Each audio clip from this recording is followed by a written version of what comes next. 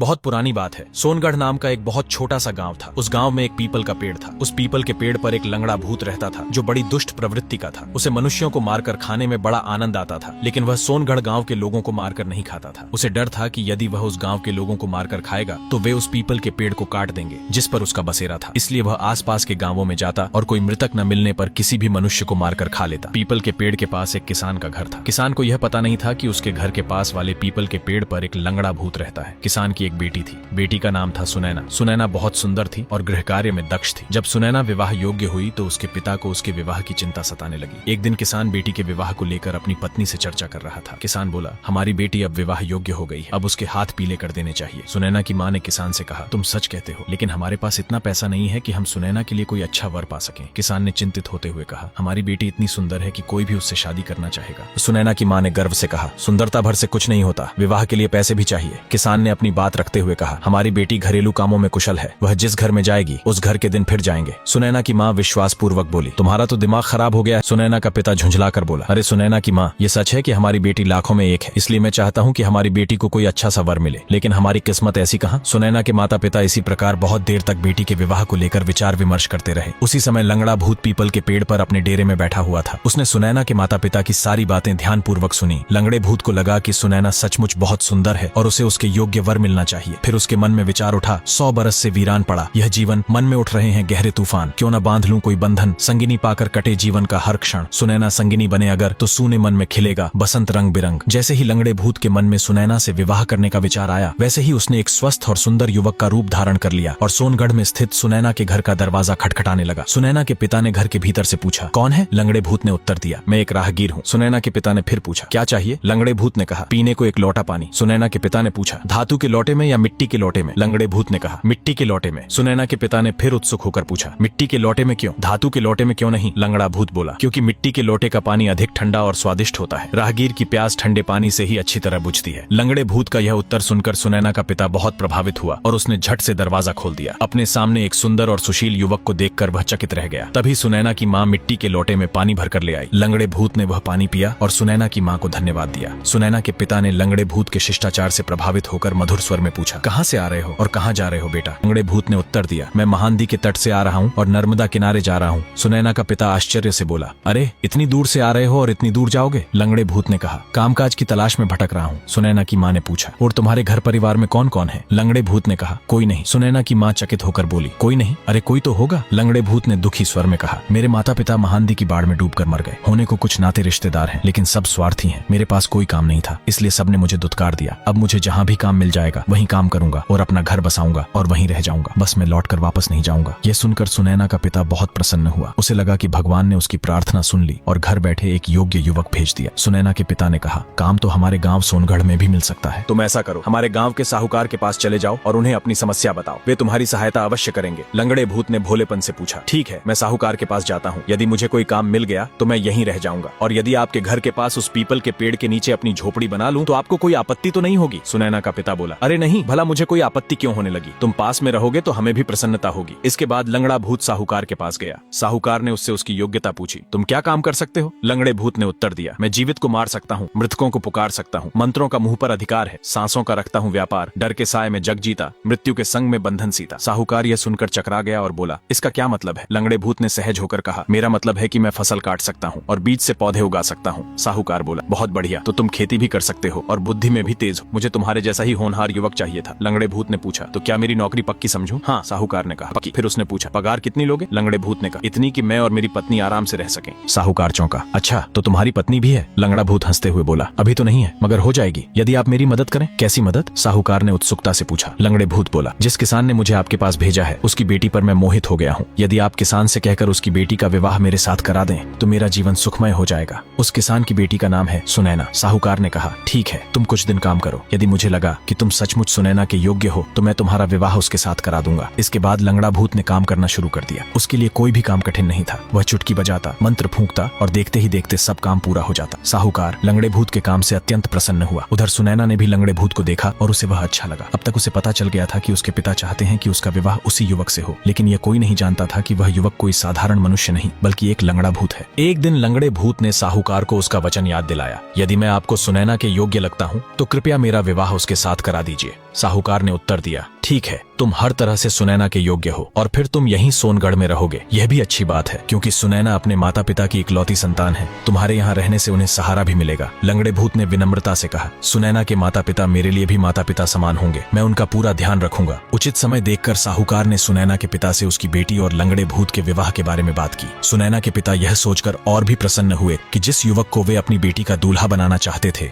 उसकी सिफारिश साहूकार भी कर रहा है। वे सहर्ष राजी हो गए। शुभ मुहूर्त पर सुनैना और लंगड़े भूत का विवाह धूमधाम से हो गया। साहूकार ने लंगड़े भूत की झोपड़ी की जगह एक अच्छा घर बनवा दिया। उस घर में सुनैना और लंगड़ा भूत सुखपूर्वक रहने लगे। सुनैना एक कुशल गृहिणी सिद्ध हुई। वह घर की देखभाल करती और अपने पति की सेवा करती। लेकिन एक रात उसे लगा कि उसका पति रात को उठकर कहीं चला जाता है। पहले तो उसने सोचा कि शायद यह उसका भ्रम होगा, पर लगातार 2-3 रातों तक यही हुआ। आखिरकार उसने सोने का बहाना करके सच्चाई जानने की ठानी और उसने देखा कि उसका पति सचमुच आधी रात को उठकर कहीं चला जाता है। सुनैना को यह देखकर बड़ा आश्चर्य हुआ। एक दिन उसने अपने पति से पूछ ही लिया, आप रात को उठकर कहाँ जाते हैं? लंगड़े भूत ने चौंक कर कहा, तुम्हें कैसे पता चला कि मैं रात को कहीं जाता हूँ? सुनैना ने दृढ़ स्वर में कहा, मैंने अपनी आंखों से देखा है। लंगड़े भूत ने गहरी सांस लेकर कहा, मैं तुम्हें बताकर दुखी नहीं करना चाहता था। सच तो यह है कि हमारे विवाह को 3-4 साल हो गए हैं, पर अब तक हमारे कोई संतान नहीं हुई। इसलिए मैं हर रात उठकर अपने कुल देवता की पूजा करने जाता हूँ ताकि वे प्रसन्न होकर तुम्हारी गोद भर दें। सुनैना ने उत्साहपूर्वक कहा, अरे ऐसा है तो मैं भी आपके साथ चलूंगी। मैं भी आपके कुल देवता की पूजा करूंगी। लंगड़े भूत ने मना करते हुए कहा, नहीं, तुम नहीं चल सकती। वे मेरे कुल देवता हैं। सुनैना ने दृढ़ स्वर में कहा,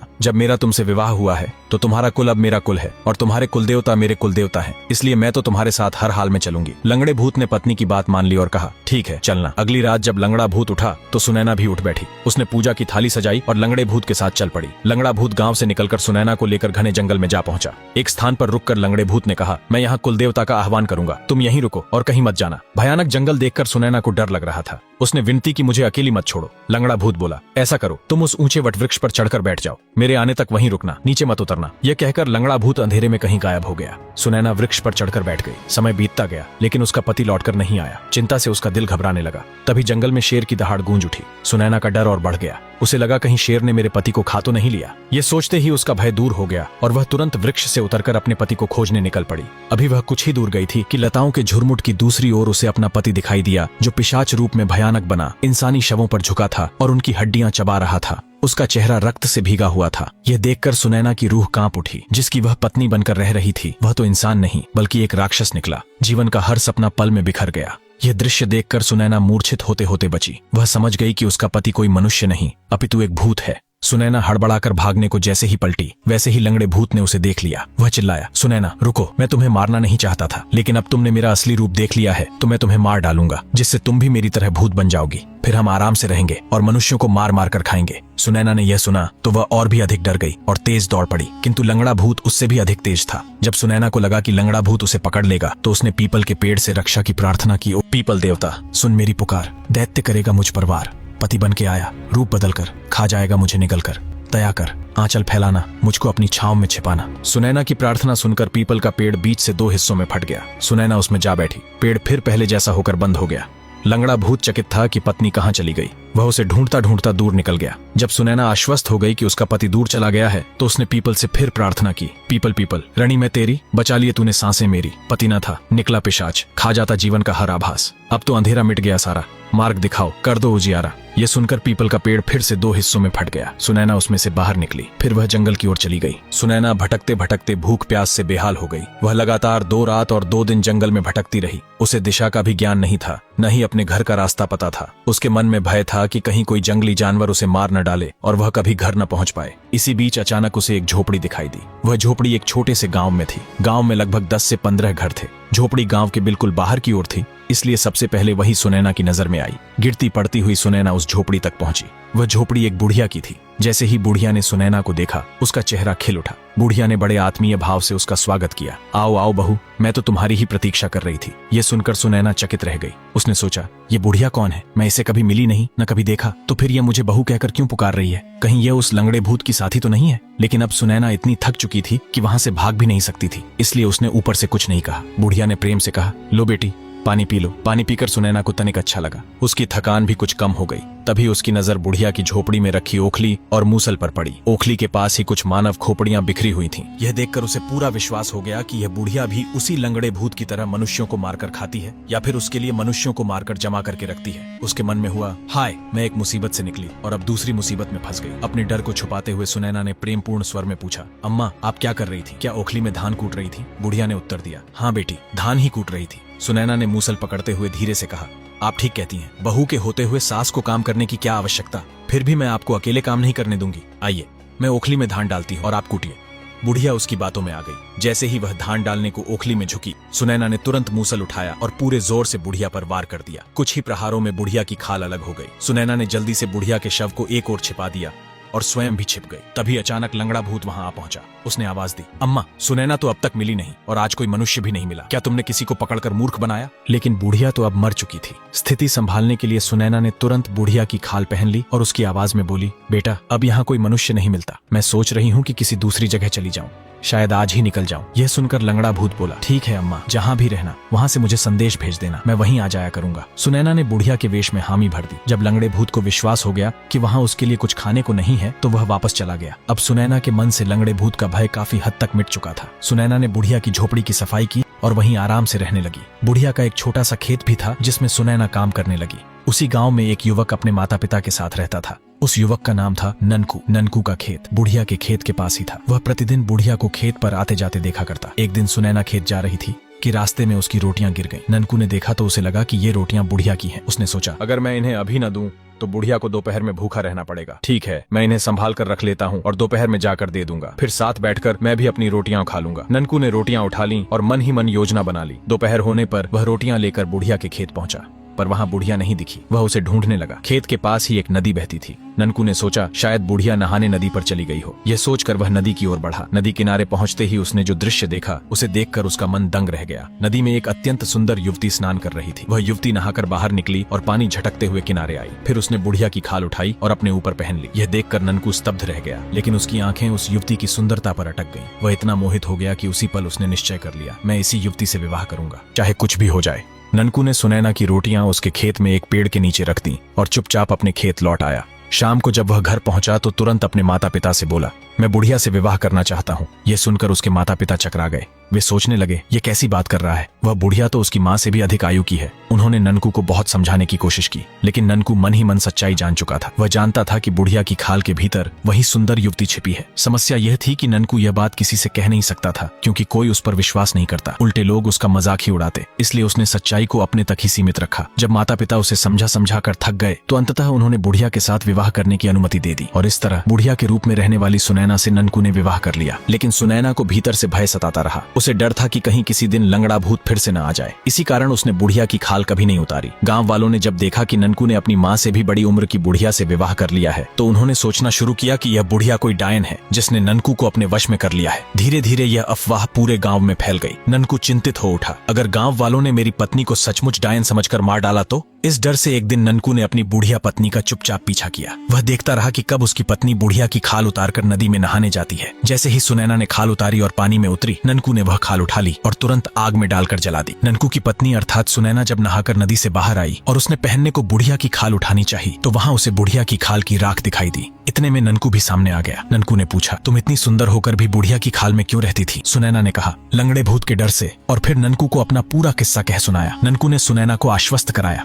अब तुम्हें लंगड़े भूत से डरने की आवश्यकता नहीं है, मैं भूत प्रेत भगाना जानता हूँ। अब लंगड़ा भूत तुम्हें कभी तंग नहीं करेगा। इसके बाद सुनैना और ननकू गांव लौट आए। गांव लौटकर ननकू ने सुनैना के बारे में पूरे गांव वालों को बताया। गांव वाले यह जानकर खुश हो गए कि सुनैना कोई डायन वायन नहीं है, वह तो एक सुंदर युवती है। सुनैना और ननकू सुखपूर्वक जीवन व्यतीत करने लगे। एक दिन गांव में एक चूड़ी बेचने वाला आया। गांव की सभी स्त्रियां उससे चूड़ी खरीदने पहुंची। सुनैना भी गई। चूड़ी वाले ने सभी स्त्रियों से चूड़ी के पैसे लिए, परंतु सुनैना से पैसे नहीं लिए। इस पर सुनैना को संदेह हुआ। उसने चूड़ी वाले से कहा, चूड़ी वाले सुनो जरा, पैसे क्यों न लिए भला? चूड़ियां दी तो दाम तो लो, बात छिपाकर मौन न रहो। चूड़ी वाले ने उत्तर दिया, तुम्हारी कलाइयां मेरी पत्नी की कलाइयों की तरह सुंदर हैं, इसलिए मुझे उसकी याद आ गई और मैंने तुमसे पैसे नहीं लिए। सुनैना ने पूछा, तुम्हारी पत्नी कहाँ है? चूड़ी वाले ने बताया, हाथों से फिसल गया। वह सपना आंखों में रह गया, बस तड़पना। सांसों की डोरी टूट गई है, जिसे मैं ढूंढूं वह खो गई है। अब सुनैना का संदेह पक्का हो गया। सुनैना ने पूछा, तुम्हारी पत्नी तुम्हें मिल जाए तो क्या करोगे? चूड़ी वाले ने उत्तर दिया, अपने साथ रखूंगा, 7 जन्मों तक न छोड़ूंगा। सुनैना ने पूछा, और जो तुम्हारी पत्नी तुम्हारे साथ न रहना चाहे तो? वह मना कर ही नहीं पाएगी, उसे मैं अपने जैसा बना लूंगा और अपने साथ रखूंगा। चूड़ी वाले ने उत्तर दिया। सुनैना समझ गई कि वह चूड़ी वाला और कोई नहीं बल्कि लंगड़ा भूत है और उसने सुनैना को पहचान लिया है। सुनैना डर गई। उसने लंगड़े भूत के आने के बारे में ननकू को बताया। ननकू ने कहा, डरो मत, तुम आज से मेरी माँ के पास सोया करो, फिर देखना मैं उस लंगड़े भूत को कैसे भस्म करता हूँ। उस दिन से सुनैना रात के समय ननकू की माँ के पास सोने लगी। इधर ननकू ने मिट्टी से सुनैना का प्रतिरूप बनाया और उसे बिस्तर पर लिटा दिया। ननकू उसी मिट्टी की सुनैना के साथ सोने लगा। एक रात लंगड़ा भूत चुपके से ननकू के कमरे में घुसा। उसने समझा कि ननकू के बगल में असली सुनैना सो रही है। लंगड़े भूत ने मिट्टी की सुनैना को असली समझकर खाने का प्रयास किया। इसी दौरान ननकू की नींद खुल गई। उसने तुरंत मंत्र पढ़कर सरसों के दाने लंगड़े भूत पर उछाल दिए। सरसों के दाने भूत पर गिरते ही वह भस्म हो गया। इस प्रकार सुनैना को लंगड़े भूत के भय से सदा सदा के लिए मुक्ति मिल गई। लंगड़े भूत के भस्म हो जाने के बाद सुनैना और ननकू सुखपूर्वक अपना जीवन व्यतीत करने लगे और इस तरह सुनैना ने अपनी बुद्धि और साहस से लंगड़े भूत और उसकी माँ जैसी राक्षसी बुढ़िया से छुटकारा पाया। वर्षों तक डर और छल से जूझने के बाद अंततः उसे एक सच्चा और ईमानदार साथी ननकू मिला। गांव वालों ने भी जब सच्चाई देखी तो सुनैना को सम्मान दिया। इस कथा से यही सीख मिलती है कि कठिन से कठिन संकट में भी धैर्य, साहस और बुद्धिमानी हमें नया जीवन दे सकती है। तो दोस्तों, कैसी लगी आपको ये कहानी? कमेंट में जरूर बताइए और ऐसी ही कहानियां देखने के लिए चैनल को सब्सक्राइब करना न भूलें।